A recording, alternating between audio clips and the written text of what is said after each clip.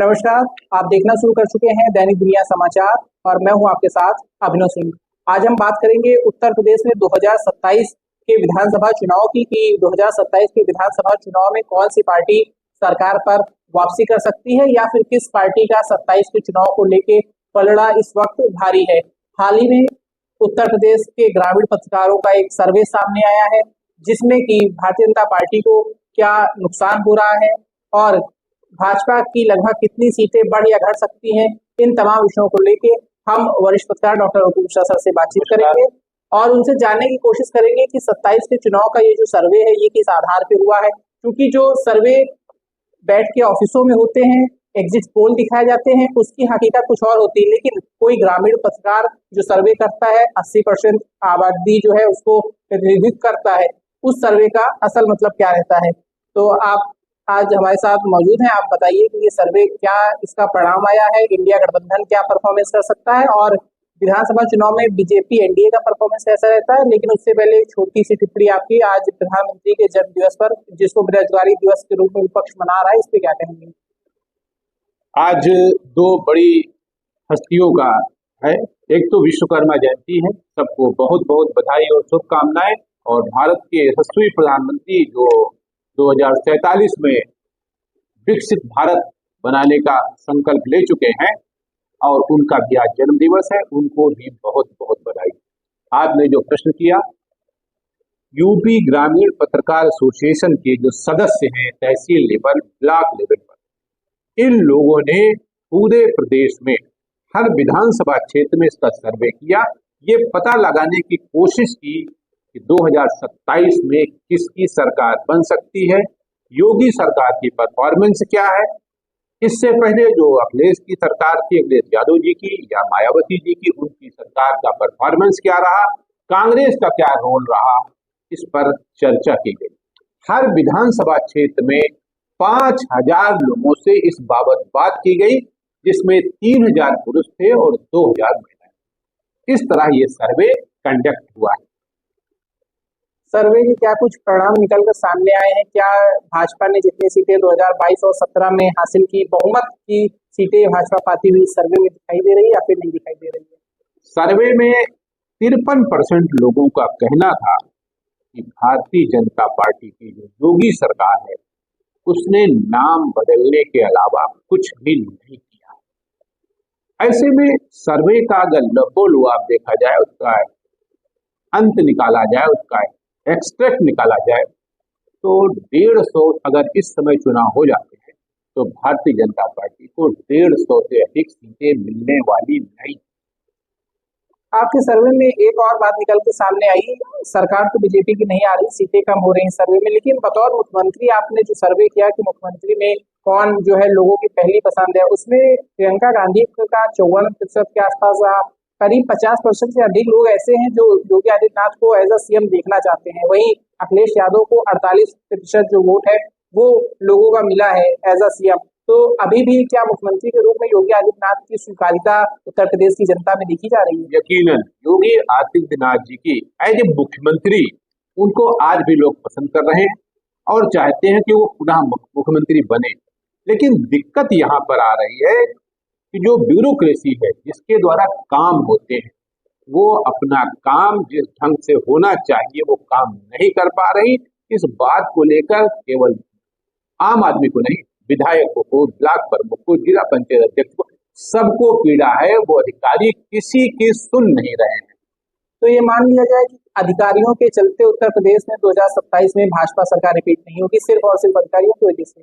अगर भाजपा कोई नया बढ़िया सा इंजेक्शन लेके नहीं आ गई, कोई बड़ा मुद्दा लेके नहीं आई, तो यकीन जानिए कि सरकार इनकी नहीं बनती है और इसकी सारी जिम्मेदारी अधिकारियों की होगी, उनकी कार्यशैली की होगी।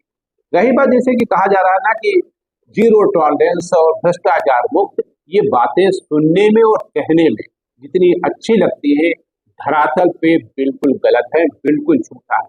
कोई काम बगैर पैसे के नहीं हो रहा है, ये बात गारंटी के साथ कही जा सकती है। मैं सिर्फ लखनऊ की अगर बात कर लूं, लखनऊ में जो सर्वे हुआ है, लखनऊ में एक राजेश्वर सिंह जी की सीट है सरोजनी नगर विधानसभा, वो गारंटी के साथ निकलेगी ये कहा जा सकता है।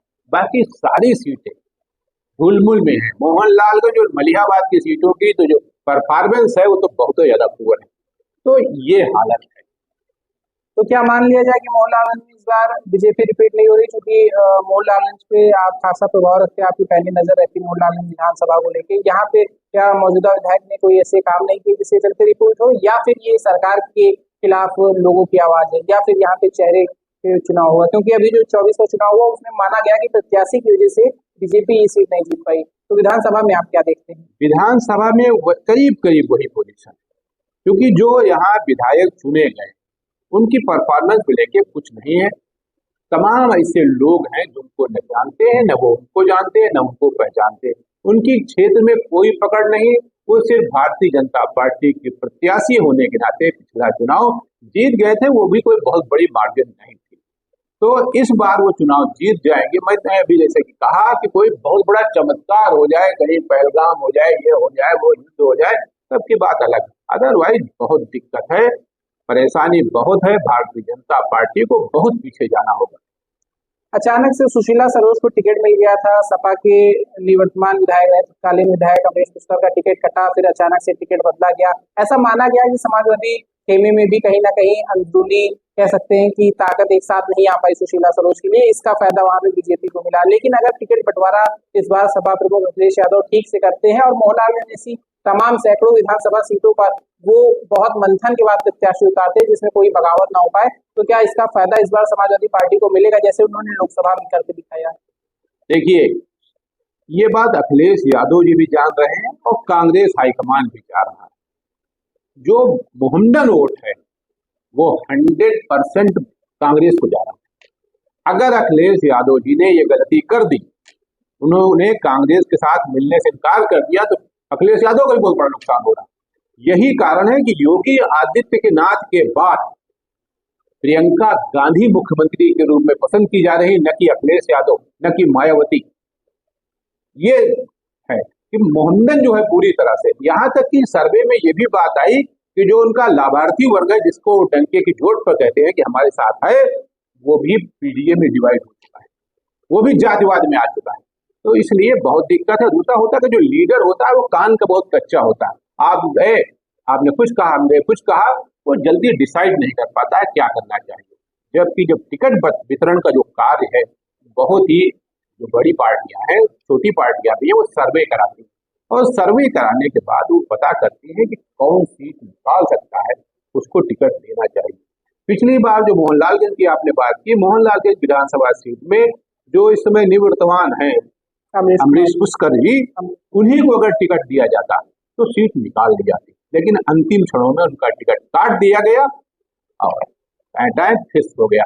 हमारे अभी एक पत्रकार साथी ने, वो मोहनलालगंज से जुड़े हुए हैं, उन्होंने एक सवाल उठाया था अपने फेसबुक पर कि मोहनलालगंज के वर्तमान विधायक अमरीश रावत जी, जरा बताएं कि उन्होंने विधानसभा सत्र में कितनी बार मोहनलालगंज की बात उठाई और क्षेत्र में क्या काम किया है।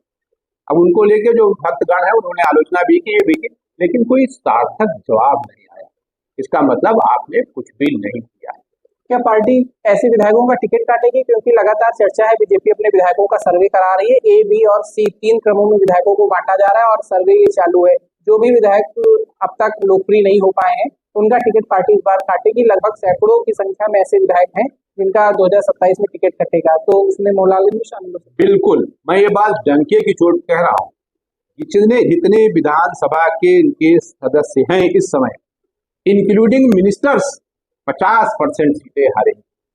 यहाँ तक कि जो हमारे डिप्टी चीफ मिनिस्टर हैं कैंट से, उन्होंने ब्रजेश पाठक जी, अगर उन्होंने भी सीट नहीं बदली तो उनका भी चुनाव फंस सकता है, क्योंकि खाली मन के पकाए लड्डू नहीं खाए जाते ना। मोतीचूर के लड्डू खाना है तो फिर मोतीचूर के चाहिए, खाली बड़ी बड़ी बातें हाँकने से कुछ नहीं होने वाला। पाठक जी पहले तो मध्य से भाग के कैंट आए हैं, अब कैंट से भाग के भगवान नगर चले जाए, तो ये है ना। तो इसलिए क्योंकि यथार्थ से तो आप कोसों दूर हैं।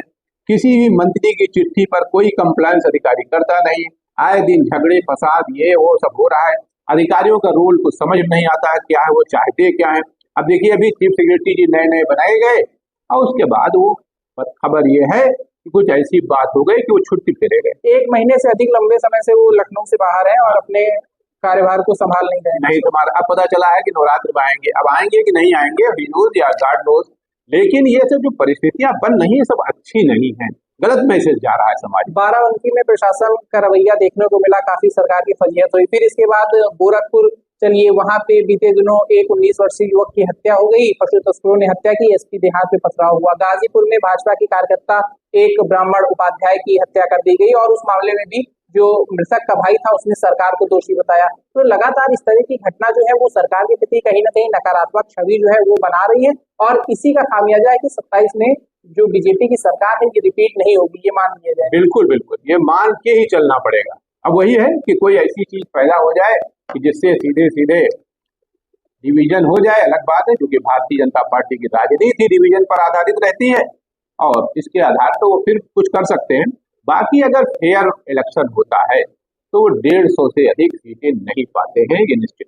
ऐसा माना जाता है कि ओबीसी का जो वोट है वो राहुल गांधी के चेहरे पे, ओबीसी और खासकर दलित जो वोट है जो भी विपक्ष को मिला 2024 के चुनाव में, उसमें कहीं ना कहीं राहुल गांधी का जो फेस है वो मायने रखता है, क्योंकि अखिलेश यादव के चेहरे पे आज उत्तर प्रदेश में जो दलित वोट है वो मूव नहीं कर रहा है, चाहे वो बहन जी का मामला रहा हो या जो भी रहा हो। तो क्या बिना कांग्रेस के अलायंस के सपा को 27 के चुनाव में बहुत मुश्किलें होंगी? क्या सपा के लिए भी अनिवार्य, कांग्रेस के लिए तो मान लीजिए अनिवार्य है ही, तो उसके पास संगठन नहीं अपना, लेकिन सपा के लिए भी ये अनिवार्यता है कि उसे 27 के चुनाव में कांग्रेस के साथ अलायंस करके ही उतरना पड़ेगा जमीन पर। 27 में कांग्रेस और सपा दोनों को जुड़ना पड़ेगा। अगर दोनों नहीं जुड़ते हैं तो दोनों को नुकसान।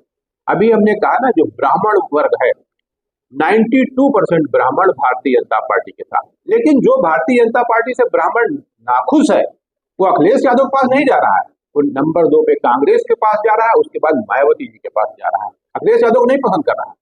उसका कहना है कि कौन ये लठैती करेगा, यादवों से कौन झगड़ा करेगा। तो ये ओबीसी में भी एक वर्ग है जो अखिलेश को नहीं चाह रहा, कांग्रेस को चाह रहा है, राहुल गांधी को चाह रहा है, प्रियंका गांधी को चाह रहा है। तो इसलिए सब कहीं डिवीजन हो रहा है।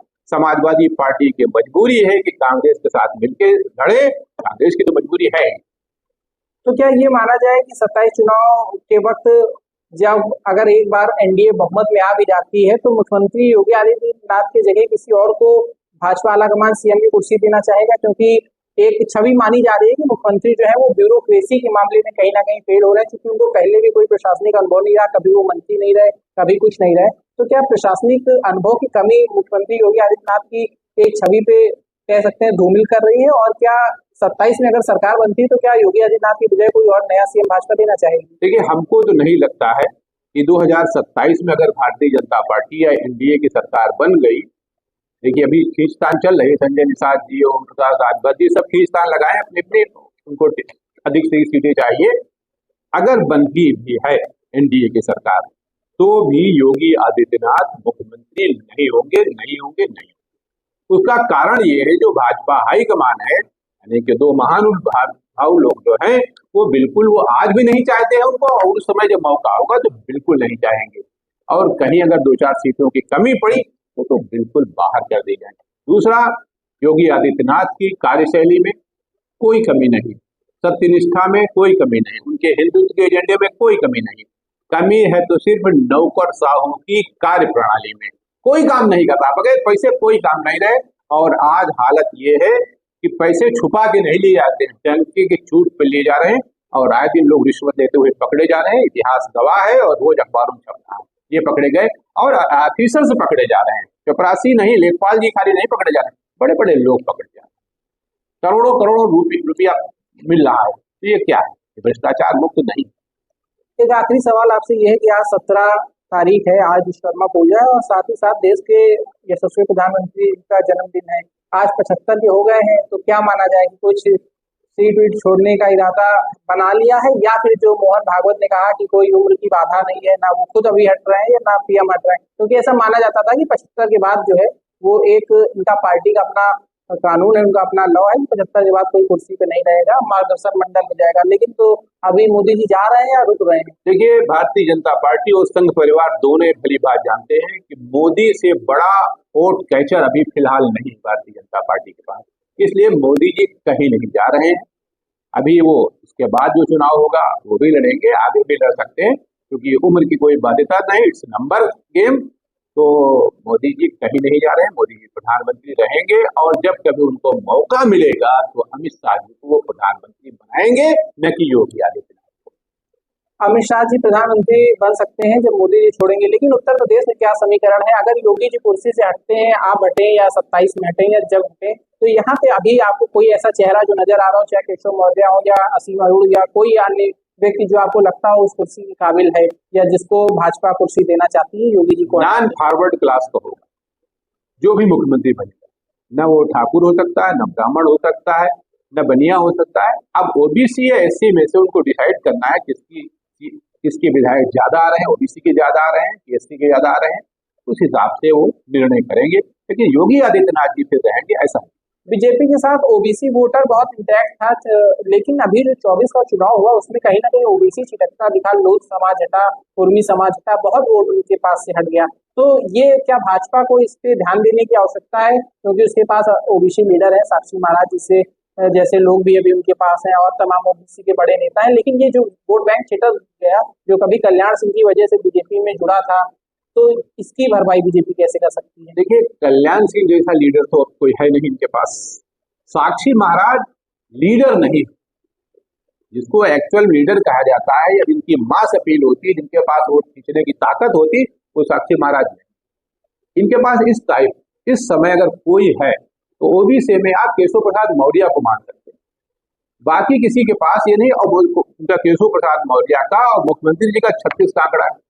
वो स्वयं चुनाव जीत पाएंगे नहीं जीत पाएंगे ये भगवान जाने। तो सीटें क्या जिताएंगे अपने प्रत्याशी को? तो इसलिए बहुत ही हाउस पाउच है। अब कोई ऐसा ओबीसी नेता नहीं है कोई अचानक ऊपर से थोप दिया जाए बोले के बाद। उत्तर प्रदेश में कोई इस लेवल कल्याण सिंह जी के लेवल कोई नेता नहीं है। एक चर्चा ये है कि कल्याण सिंह के बेटे राजवीर सिंह और ये साक्षी महाराज और 2-3 ओबीसी के नेता ये लगातार अखिलेश यादव के संपर्क में है और 27 चुनाव तक ये लोग कहीं ना कहीं पाला बदल सकते हैं, क्योंकि इनको अब भाजपा में अपनी जगह फिट नहीं बैठ रही। वैसे तो प्रदेश अध्यक्ष की डिमांड थी कल्याण सिंह के बेटे की, लेकिन क्योंकि उस पर भी अभी सहमति नहीं बन पा रही है, तो क्या माना जाए कि 27 चुनाव से पहले 2-4 ओबीसी के बड़े नेता इधर से उधर हो सकते हैं? देखिए, कल्याण सिंह के जो पुत्र हैं वो आम नेता नहीं। जैसे मुलायम सिंह जी आम नेता थे, कल्याण सिंह जी आम नेता थे, आम आदमी तक पहुंच थी, वो उनके पास पहुंच जाता था। ये लोग हाई प्रोफाइल हैं, बड़े घर के बेटे हो चुके, तो ये इनको जो है आम आदमी से मिलने में तकलीफ होती, इसीलिए प्रदेश अध्यक्ष के रूप में वो फिट न बैठते। और रही बात इलेक्शन की, हर आदमी का इनका ये व्यापार है, इसको बिजनेस करियर या जब वो समाज सेवा लिखते हैं, लेकिन मैं मानता हूँ कि ये भी एक प्रोफेशन है राजनीति, और उनको जहां अच्छा दिख रहा होता है वो पलक झपकते ही वहां चले जाते। न उनकी कोई निष्ठा होती, न कोई उनके आचार, न कोई विचार, कुछ भी नहीं होता है। तो आपने सुना 27 चुनाव को लेके उत्तर प्रदेश ग्रामीण पत्रकार एसोसिएशन का सर्वे क्या कहता है? जो ग्रामीण पत्रकारों ने जमीन पे हकीकत देखी उसके मुताबिक बीजेपी करीब 150 सीटों तक ही सिमट सकती है 2027 के चुनाव में। बहरहाल अन्य तमाम विषयों पे भी बात करेंगे। आज के लिए इतना ही, धन्यवाद, नमस्कार।